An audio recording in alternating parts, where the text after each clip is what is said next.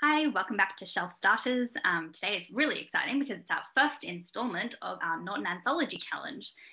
So today we're beginning with the Anglo-Saxon period with a focus in particular on Caedmon's hymn. So, Mum, do you want to talk a bit about what you've learnt about the Anglo-Saxon period? Any particular themes that have come out of our reading so far? I guess the juxtaposition of great religious importance or significance with violence, rawness, visceral, very visceral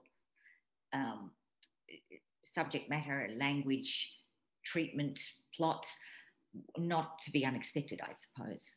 What was really interesting in this particular time period historically is it was the rise of Christianity in England, in Britain. And what we had is a mixing of that spread of Christianity, the beginnings of those principles, with this Germanic literary tradition that is, yeah, like Mum said, very rooted in kind of, not rooted in violence, but has a focus on violence, rooted in more kinship and the relationship between a lord and his like retainers, and the idea that, you know, honor is centered on courage and physical ability in battle, and that if someone, you know, if your lord dies, you fight to the death to avenge him, which is really interesting. Makes for quite fun reading. The big thing that that was happening at this point that I think is important to note is because of the spread of Christianity, what we have is that literature itself is centered in monasteries. So the monasteries are the kind of owners of books. It's where we first get written text, and they're all produced by scribes, literally manuscripts written in monasteries. So there is that religious thread throughout all of the works that we get from this time period. So the poetry of this time period, despite all that, is mainly oral. It's mainly in the oral tradition, which is more of the Germanic influence. Yes, and that's actually really interesting. I think that the oral tradition, that it is to be heard, but also it brings into question, you know, how much what we're reading is, how close it is to the original. So looking into, before we jump into Caedmon's hymn, I was doing some extra reading on the background because Caedmon's hymn, it's an extract that was actually found in this book, Bede, the Ecclesiastical History of the English People, which is essentially a history book that this guy called Bede was writing from within a monastery. He was in a monastery from the age of 7, so he really grew up around religion, and he was just writing down the events that happened around him, and documenting the big events of the period, which is actually quite readable. I was quite daunted by this book, which is, you know, a history book. Seems quite intense, but it's actually written in very, very approachable kind of style. It's quite about these early works, they are entirely accessible. They actually are, yeah. You think that they're going to be quite challenging, but really, I don't think they're hard to understand.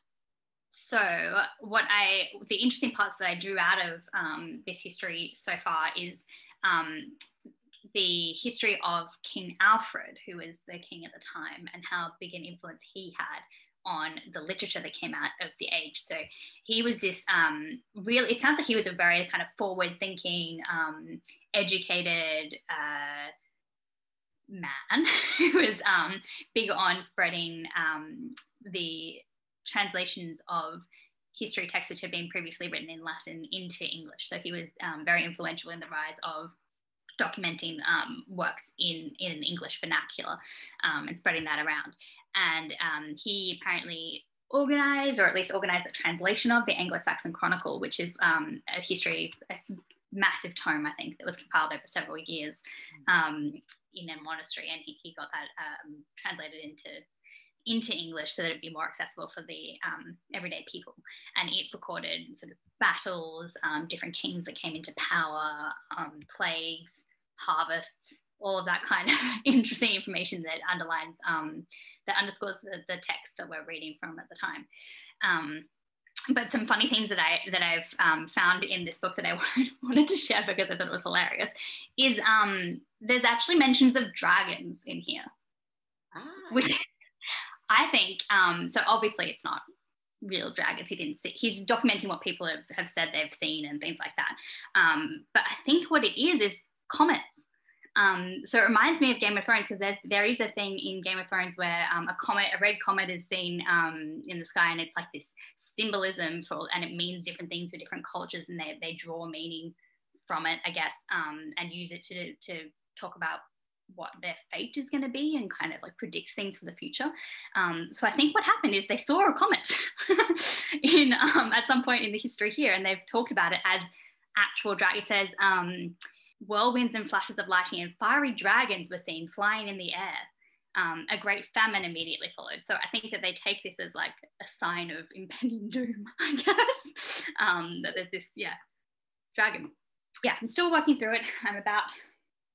I'm 65 pages in, so not very far, but it's actually quite interesting. I'm just taking it slowly because there's a lot of information in here, but it's been quite helpful as background reading. Oh yes, okay, so I wanted to add another little tidbit that I learned from Bede, is that what they did at the time when people died, they would bury them, of course, but then like maybe a decade or so after they died, they would dig up their bones again and check them to see the level of deterioration, and if they were like unusually well preserved, it was this sign that they were extra holy people, and then they become celebrated. So Bede, what this actually happened, he's recorded an incident in his own history of this happening to another saint, I believe, which is really an interesting extract to read. But it also happened sort of with Bede. So when he was dug up again, and they found that he had not decomposed as much as would be expected, and so for a short period he had a bit of a cult following, where people. It's so interesting, Rosie, because it's counterintuitive, to Christianity as we know it now, and that idea of digging up a grave. Oh, I know that you do that at all is would be considered awful. I mean, I don't know why they did it. Except to check the state of the bones, but often it did result in, and this is why we get relics. So it did result in manhandling of the remains and awful things happening, because they would spread the relics around, and it was like if you had the relics of a saint, you'd take them back to your church, and it would be a reason, or your monastery, and it'd be a reason that people would come and visit it as like a pilgrimage. So so this happened to Bede. He was discovered to be holy, and he had a little cult following, but then it got interrupted. So the reason he's not so well known now is he was just getting his little fandom and followers, and then the Vikings raided the monastery that he was buried in, and so after that, it all kind of dissolved, the monastery kind of collapsed, and then when it all started up again, he was forgotten pretty much.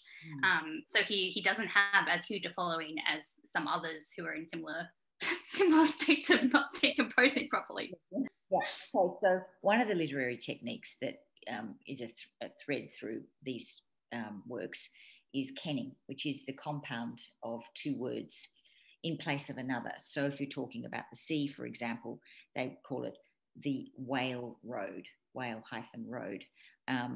Body is called the life-house.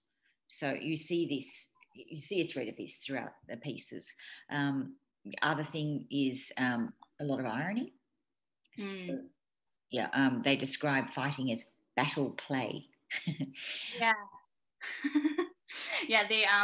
The way that they talk about battles in these pieces is really really strange. It's taken so lightly, I think it just because it was so common. It's just part of the everyday. That's right.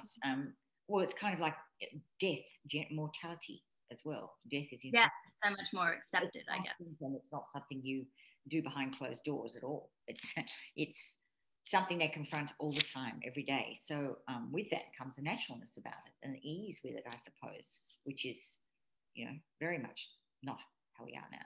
I think we should get stuck into the actual text. So turning to Caedmon's actual hymn included in Bede's history, the reason that this is so important in the anthology is it's probably what we have as the earliest surviving Old English poem. So Bede's recording of it is probably the only actual biographical information we have about any Old English poet in itself. So what we understand from Bede's little story, he has like an introduction to the poem, and then it includes the actual poem itself. So we understand that Caedmon was actually a real historical figure who was an illiterate goat herd working for the monastery. And this story that we have from Bede is how he miraculously gains the gift of song. So he has a dream one night, and then suddenly is given these lyrics in his head that he's then able to reproduce when he wakes up later on. So the story goes into how Caedmon was very much not a showy sort of person. He didn't like, I think he probably associated song with idleness at the time. So like the idea of singing before this point was not related to Christianity at all, and was more related to leisure time activities. And so he would go to these big banquets that they had, you can imagine a medieval kind of big feast. What date are we talking, Rosie? What date are we talking? We are talking, well, we don't know exactly, but I think from memory it was about 600. Yeah, that's right. 800, is that right? Yeah, that's right. Yeah. Yeah, so very early on. So yeah, I think when I think of these kind of feasts and things, I don't know if this is, particularly historically accurate, but I'm picturing Game of Thrones. Yeah. Feast. There's a lot of like rowdiness, lots of drinking, lots of ale, that kind of thing, lots of meat and vegetables and just. Yeah. So I think what would be happening at these feasts that Caedmon was attending was they would have this tradition of passing around a musical instrument, and everyone would have a turn at actually performing for the audience. And that was their kind of form of entertainment in that time. And Caedmon, from what Bede tells us, really didn't like that. He was not into performing. And so when it got to his turn, he would make an excuse and leave. So I guess that's kind of setting him up as this character who's not, I know, I would leave too. But I think that's kind of setting him up as this character who is not showy, who does not want to be associated with idleness, with leisure time. He's much more serious. And then when he gets this gift of song and is able to suddenly reproduce this outside of his dream experience, it's the first time that song is linked with Christianity, because the hymn itself that we get, which is just a tiny little, just a few lines, that's all we get in the Bede's history. It's all about creation and what God has done for the world. That's it. It's just there's a lot of different ways of describing God, like different phrases that are used to stand for God. So I think it's really interesting that this is the first surviving piece of poetry that we have from the time, and that it is so heavily tied to Christianity. Yeah, absolutely. But yeah, I think that's all we have to say about Caedmon's hymn so far. It is a very short little poem, but a great start to the time period. Let us know if you have any questions or thoughts yourselves as you've been reading along. And we'll see you again next time for The Dream of the Rood. I'm looking forward to that. Next poem. Thanks for watching. See you again soon. Bye.